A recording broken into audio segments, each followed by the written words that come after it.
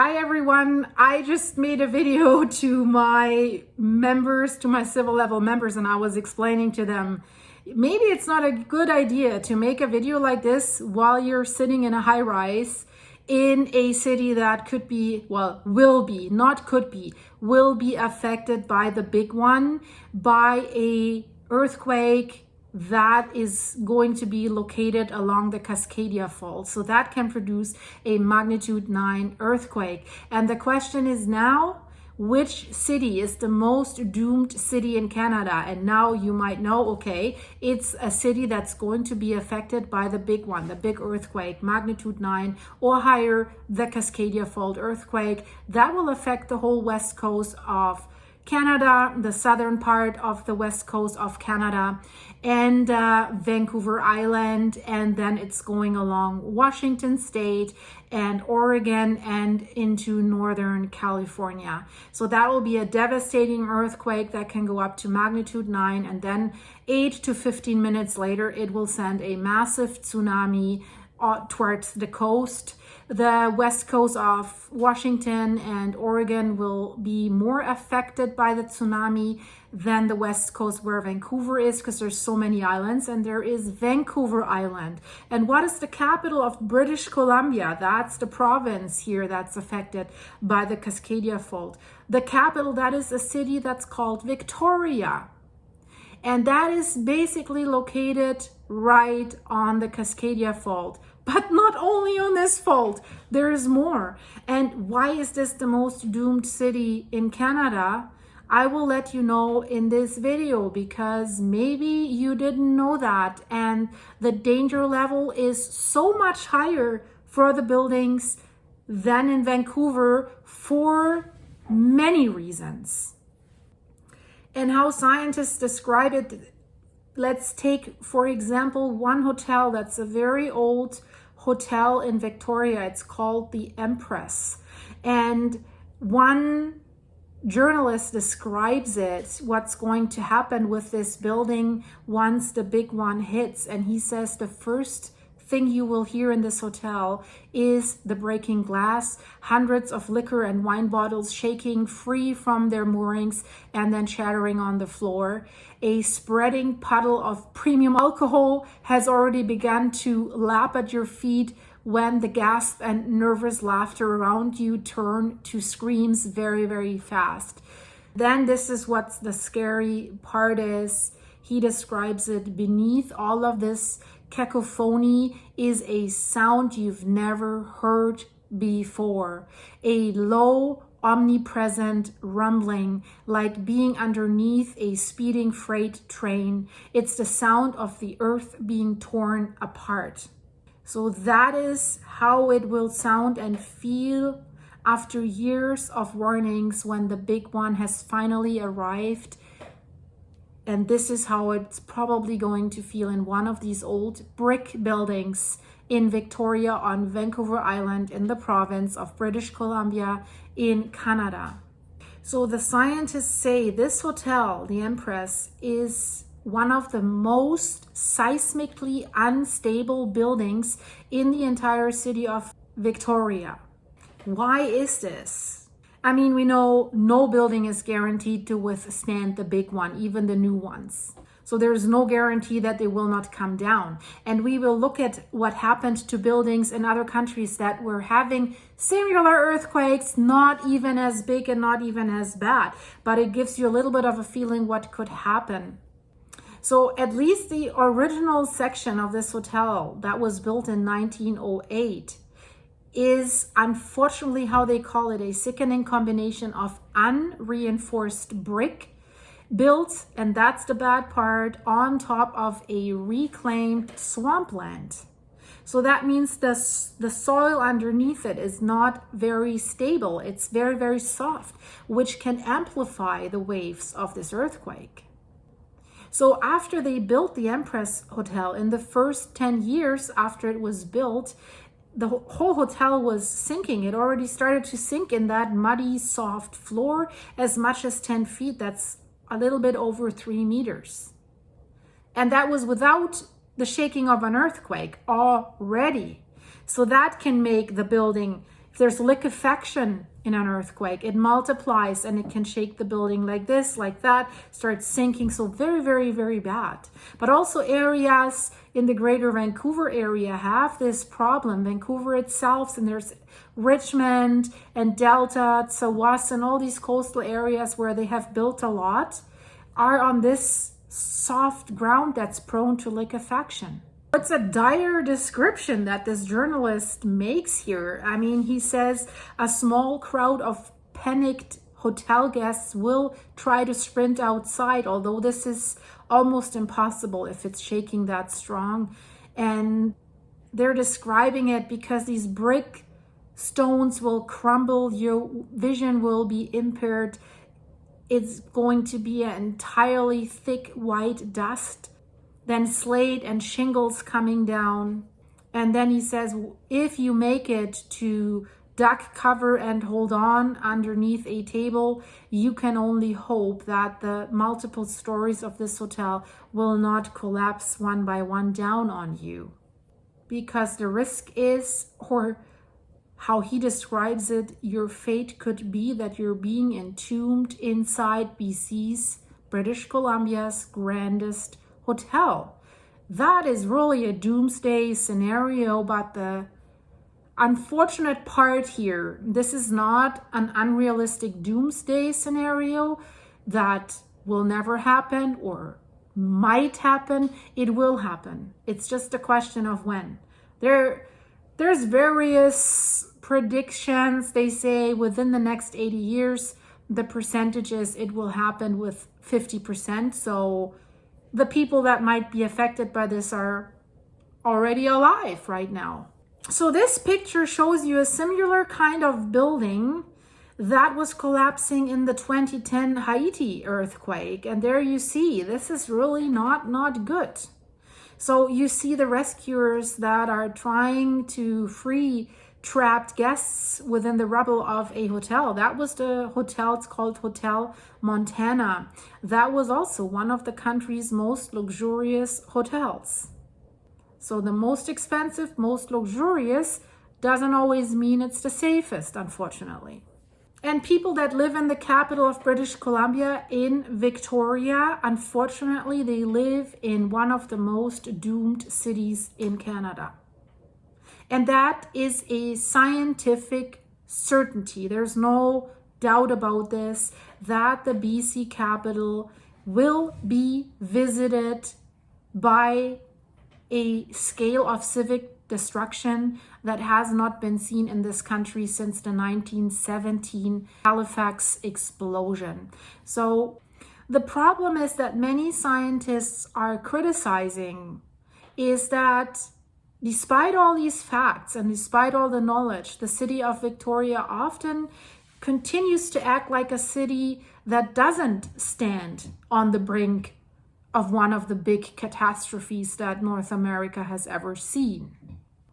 So the scientists are pointing out Victoria has way more vulnerable buildings than Vancouver. It has highly vulnerable buildings and a very, very high earthquake hazard. If you look at the map here, basically the Cascadia fault goes away from Vancouver a little bit and then goes really along Vancouver Island and basically right along Victoria.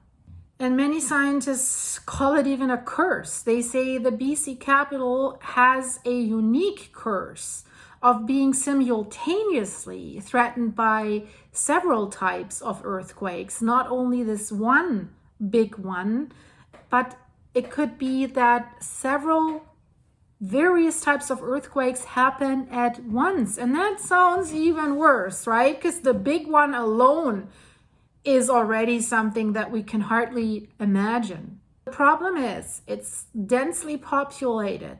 It's the closest Canadian population center to the Cascadia subduction zone. And probably, I would almost say, the closest of all the major cities along that subduction zone. So this subduction zone is the coming together, so to speak, of two major tectonic plates and they will eventually slip and yield, and that will cause the big one. And that's an earthquake that is expected to be magnitude 9 or greater.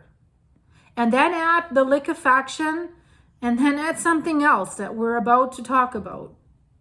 Because the city, Victoria, also sits on top of another fault line, the Leech River Fault. And this can cause highly destructive shallow earthquakes in addition to the other drama. Then Victoria is also imperiled by another type of earthquake, and that is called in-slab earthquakes. Basically small slips from deep within the subduction zone that can radiate upwards. So it's slipping a little bit and then it radiates upwards. Victoria is one of the oldest cities in Canada. That's compounding the hazard. That's why it has a lot of very, very old buildings. Vancouver, on the other side, is a younger city, and most of the old buildings have been torn down and new high-rises have been constructed. Are they really that much safer? It is always, I've talked to a lot of construction guys that are in this business building some of the high-rises, and they say, nope, right? And then it is said they're not built to be livable after the big one, but survivable. But everyone says the glass will fall out of these towers. And I mean, look at the windows where I'm here right now. They go to the bottom. So if they fall out and it's a heavy, heavy shaking, I'm worried, right? Might you slide out, fall out of the window? I mean, let's not talk about that. We're talking about Victoria right now. I feel a little bit uneasy in my rolling office chair that can roll around, right? Whatever. Victoria, guys. So, historic buildings. So the same brick buildings and historic homes that make the city so beautiful and a huge magnet for tourism are also the most vulnerable buildings to this destructive power of these earthquakes. So many of these buildings also stand on top of soft soil that is expected to intensify the effects of any of these shakings, not only the big one. That's an estimation that I think is too low. They think the big one earthquake could be expected to end basically 1,500 people all over BC. I think that estimate is too low. There's millions of people along the coastline here in Vancouver, Burnaby, Richmond. That's one big area, people in all these high rises, and then Victoria. That scenario would dwarf any disaster that has yet struck British Columbia in modern times. And the only thing that we can hope is that it happens as far out as possible, so that hopefully as many buildings as possible can be seismically upgraded, torn down, built new, or, the more time to prepare, the better. There's other Canadian cities that have to face the danger of disasters. There's wildfires and stuff like this in the interior of British Columbia. But these earthquakes, they're totally different. The threat of the big one is totally different, because as a city, you can prepare for a wildfire, but it might never come. But what we definitely know, the big one will come with a 100% certainty. We just don't know exactly when. So in Victoria, it is an inescapable certainty that the city will become the victim of one of the greatest disasters in modern Canadian history, and of course, North American history.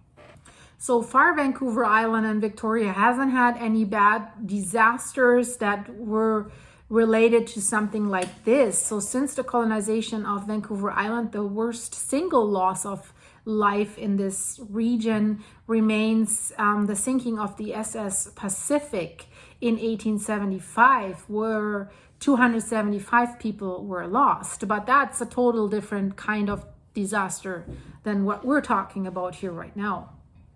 only in 2016, that's quite late, the city of Victoria has commissioned a building by building seismic assessment to figure out just how much of the city might be vulnerable or be imperiled by a major earthquake. They had no clue before.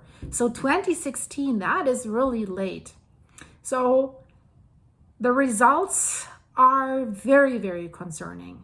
So more than 85% of Victoria's building predate any consideration of construction for earthquake resilience, like having been built to codes. What they're saying is that in an absolute worst case scenario, up to 65% of all buildings in the city of Victoria could be red tagged, meaning like these are like super vulnerable, they will collapse. Basically that would render them unfit for human habitation. So 65% of the buildings, if they want to do something against the earthquake risk, that's what they're facing with. And if you look at the map of Victoria here, you see where the red areas are. So that's the Empress Hotel, that's where Market Square is, Victoria High School, and many other buildings. This map that you see here is a prediction of the earthquake damage map of Victoria in a worst case scenario. So everything that is colored red is expected to suffer complete damage, meaning the buildings will either collapse or require demolition after the earthquake. That is not good. 65% of a whole city. And another problem is the areas that are fated to be the hardest hit by the big one are to be the city's centers of commerce, of tourism, and political power. But also areas like also tourist areas like Chinatown, Market Square, Capitol Island, the Phillips Brewing, Bay Street Armory, the Old Spaghetti Factory, Bastion Square. All these areas, all these locations are in areas where the likely level of destruction is rated, and listen to this, as complete. So complete destruction. Buildings within these red zones might survive the initial shaking and spare their occupants, but they are expected to be damaged beyond repair. So hopefully this is the case only. If it doesn't hurt anyone and they have to be torn down, so be it. Then yeah, the whole city will be something completely different. And then also the parliament buildings that are located in Victoria, for example, they have been cited as some of the most seismically vulnerable structures in the entire province of BC. So let's say the earthquakes occurs during a parliamentary session in British Columbia. British Columbia would be left with the terrifying prospect of basically losing much of its political leadership at once, or being trapped under tons of plaster, granite, and weathered copper, because this is how it looks when these old buildings collapse. Also here again, I show you Haiti as an example. That's the presidential palace. This is how it looked in 2010. That's what the experts are saying. This is a similar kind of structure that the BC Parliament building is also made of, or they're similar. So the aftermath of the earthquake could look very similar to this kind of destruction. So there was another seismic analysis, and that's dating back to 2006. Where architects have done a study, and they have already concluded in 2006 that it was a real and increasing threat. These buildings that they marked could one day be a site of serious loss of life. It's called the Zeidler report. In this report, the architects are warning that the site of BC's center of the government in ruins, that could incite people of British Columbia falling in civil disorder. we have to look at that city. There's many monuments in Victoria, historic architectural features like ornaments and stuff. And they have also the possibility to transform into deadly projectiles. And something similar like this has already happened in 2009 in Montreal.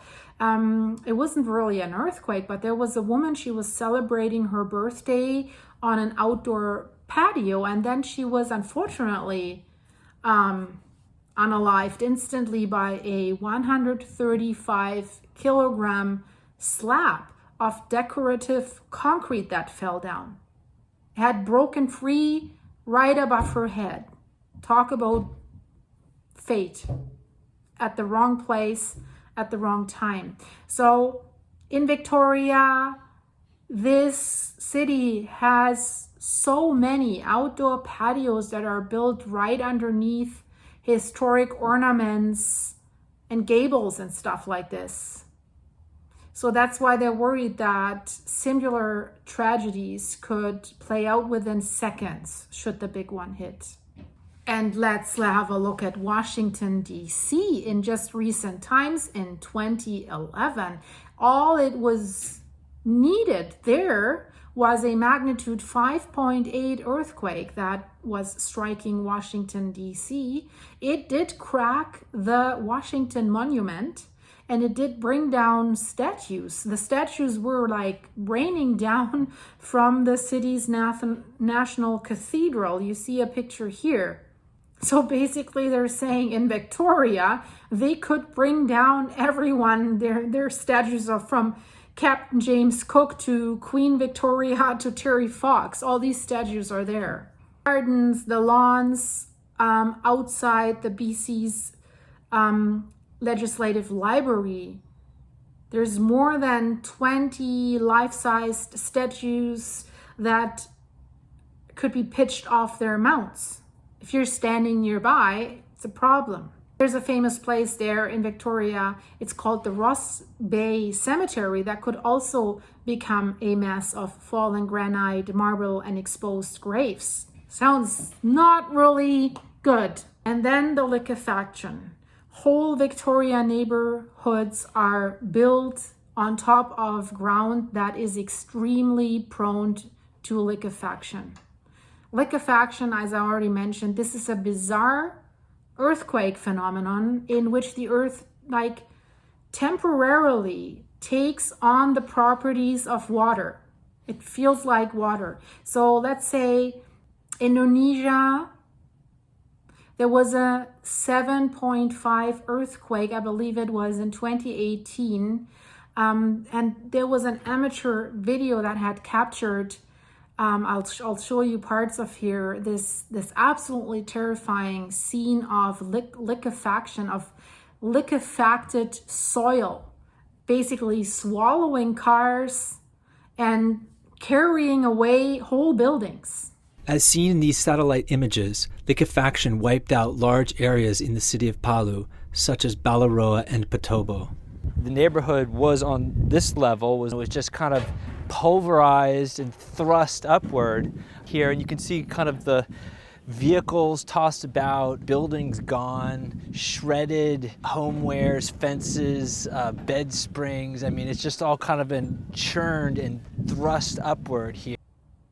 The BC government and their geologists, they have prepared a detailed map where you can see where is the risk and what kind of risk. So some of Victoria's most dangerous liquefaction-prone soil lies underneath the Empress Hotel and the Victoria shipyards.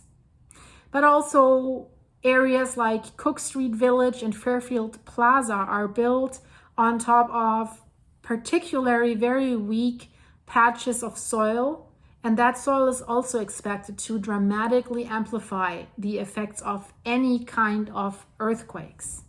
And then they're saying, I mean, yeah, this is a problem after the earthquakes, but they say virtually every toilet in Victoria's core could also cease to function in an earthquake scenario. Is that still important? I don't know. They say more than 85% of sewage pipes in the city of Victoria predate the Second World War. So that's how old they are. And they're made of brittle materials such as clay and brick. So yeah, this is not something that you can repair quickly. It sounds like they have to rebuild the whole city. And of course, for the people that have to remain in the city, because if the big one hits, it'll be difficult for like personnel come in and help. It has to be done by air, by boats. So people are left alone for a while. And then, you know, if you don't have sewage and stuff, disease can spread quickly because it's not sanitary, very unsanitary conditions. And they're saying even in a best case scenario, at least 1/3 of the sewage system of Victoria could be wiped out. And in a worst case scenario, as much as 95%. And here comes the problem of evacuation. If you're watching my channel, you've maybe seen the problems that the city of Naples, with more than 3 million people, is facing in Italy if there should be a volcanic eruption. Also, old buildings that are prone to collapse, block escape routes and stuff like this. So also what scientists are saying, if Victorians are looking to evacuate after the earthquake hit, so once the city is already shattered by the earthquake, they can expect to effectively find themselves trapped in the city, no way out. Because ferry terminals there are almost exclusively built on fill land in tsunami hazard zones. So you can expect this to be completely destroyed. There is no boats that can dock or anything like that. So they will be gone.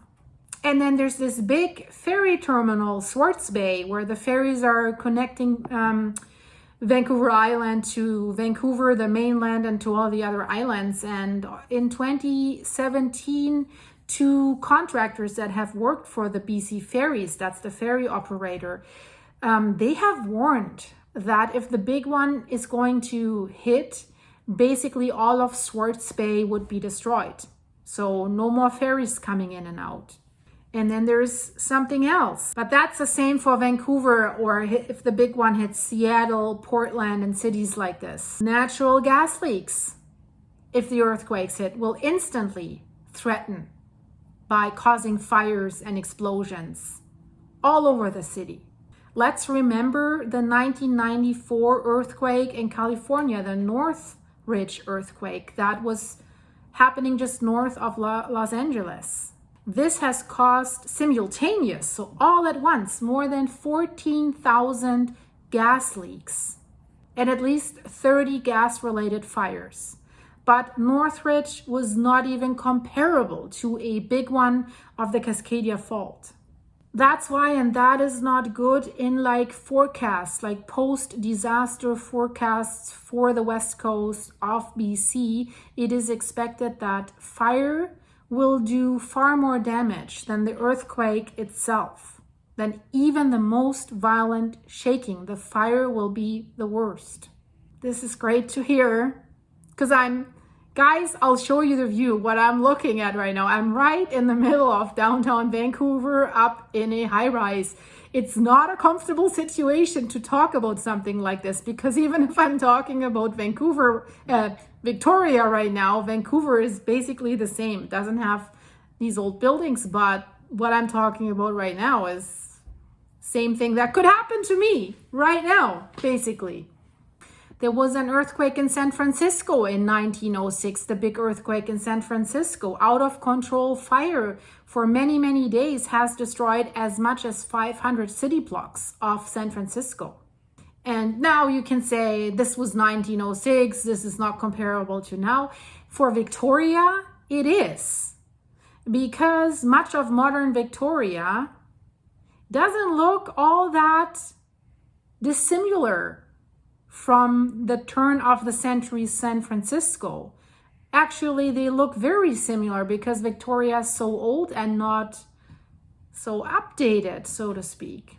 There's many old wooden heritage homes that do not have fire suppression systems, no sprinklers, outdating wire. And these structures are the most common structures or building types in Victoria's central neighborhoods. So they will be like fuel to fires. Although I have my doubts that even if you have a sprinkler system, that this will even work. The water pipes will be cracked and stuff like this. All over Vancouver here, they have water intakes into the sea, so that in case of an earthquake, they want to pump the water from there and then deliver it to the city should the city's water supply fail. So with all that doomsday scenario, here comes a little bit of a good message. That's an estimate from the scientists. They say whatever happens though, a major earthquake will not wipe out Victoria completely off the map. They're saying even in the most catastrophic scenario that the seismologists can envision, most buildings will remain standing and the vast majority of citizens will survive. That's their estimate. I'm not so sure, but I really, really hope that this is going to be the case. So scientists are comparing it to one of the deadliest North American earthquakes of the last 100 years that has occurred in Mexico City in 1985. So that was a magnitude 8 earthquake that has struck the city. So significantly less than a 9 or a 10. But Mexico City is significantly larger than Victoria, and is even built on more unstable soil with even weaker buildings. But even then, if you look at what happened in Mexico City, the people that were lost was, they say, relatively small, 5,000 people. Of course, it's bad luck if you're one of these 5,000 people. Scientists are saying it should not be suggested that an entire town in British Columbia or Canada is going to be flattened, wiped out by an earthquake. If you compare it to Kobe in Japan, where a magnitude 6.9 earthquake was ending 6,434 people in 1995, still it was a city where basically destruction lived side by side with buildings that were basically completely unharmed. But we have to say, Japan is very, very prepared for earthquakes. So the scientists say the most similar or comparable event is the earthquake of 2011 in Christchurch, New Zealand. So what happened to Christchurch is something that they think will happen to Victoria. Christchurch was only founded 13 years after Victoria, so basically comparable. It has near identical population size and has also much of the similar architectural colonial British architecture. We have to say Christchurch was only hit by a magnitude 6.2 earthquakes, and if you look at the pictures here, of course these buildings did crumble. 6.2 is way smaller than even the most optimistic forecasts for Victoria. If we look at Christchurch, 185 people were lost, and basically the city's historic downtown was completely gutted. So only 2 buildings in Christchurch then suffered a complete collapse, but more than 1,200 other buildings then had to be demolished. But okay, this is the earthquake, right? But the difference between Victoria and Christchurch is, don't forget, the tsunami. So New Zealanders didn't have to face the prospect of escaping from the wreckage of their city, only to be swamped by a wall of water. That's a fate that may or will not spare Victoria. We have to say the cities that will be most affected by the tsunami on Vancouver Island is Tofino and Port Alberni, but Victoria could still be hit by waves that are triggered either by the initial shaking or any number of subsequent underwater landslides that could also occur after the earthquake. And if you were at the beach at that time or at a low-lying area, you would not have much warning at all. And there's a map where they think that's a tsunami hazard map, where basically the floodwaters would go, basically striking all along the gorge and inner harbor of Victoria. The historic float homes at Fisherman's Wharf. Maybe it's good to be on a float home if the earthquake hits, but if the tsunami comes, not so good. And then this is kind of strange. There's a bridge, it's called the Johnson Street Bridge. It's new, 110 million, new bridge. It was built in large parts because it would survive the shaking of the big one level earthquake. But the planners have completely neglected to fortify the bridge against the wall of water that would slam into it due to a tsunami if the water has high tide at that time. So that's why many scientists are saying, well, despite all the warnings and despite all the knowledge that is there, Victoria really often seems to forget that it perpetually stands at the threshold of destruction. And many are wondering why. I'm wondering why as well. Basically, what researchers repeat and find out is that only a very, very small minority of people that are living in Victoria are aware of the realities of living in a subduction zone. So for only very few people, this is at the top of their mind. And also this seismic vulnerability has almost zero effect on Victoria's home prices, and neither does it in Vancouver. And the University of Victoria has made a study in 2017, and that's interesting. And they found out that even when buyers have access to like a block by block earthquake hazard map, they basically do not care. They don't care about the difference in earthquake risks when they trade houses. And I see it here in Vancouver as well. Richmond, high prices, people are flocking there, don't seem to care. So they have looked at almost 2,000 listings in the greater Victoria area, and only 4 listings have even mentioned that this home is seismically upgraded or something like this. One real estate agent said, and I think he's quite right with this, he said, I've always said Victoria is one shaker away from a housing market collapse. Yeah, that has many meanings, that sentence. And what is really surprising that in insurance companies, they're really agnostic to a building's earthquake proofing. So in British Columbia, insurers set their rates based on location and construction type. So the premiums do not change if a homeowner pays for a round of seismic upgrades, as far as I know. So for example, Victoria has buildings that are certified for sustainability, but no similar system exists to certify a building's likely performance in an earthquake. And that is in stark contrast to Japan and even the United States. There is a council, it's the US Resiliency Council, and it assigns buildings with verified earthquake ratings. There's levels of basically basic, silver, gold, and platinum. That's very interesting. Victoria has done some seismic retrofits. Victoria City Hall, the Steamship Terminal building, the 8 Greater Victoria schools.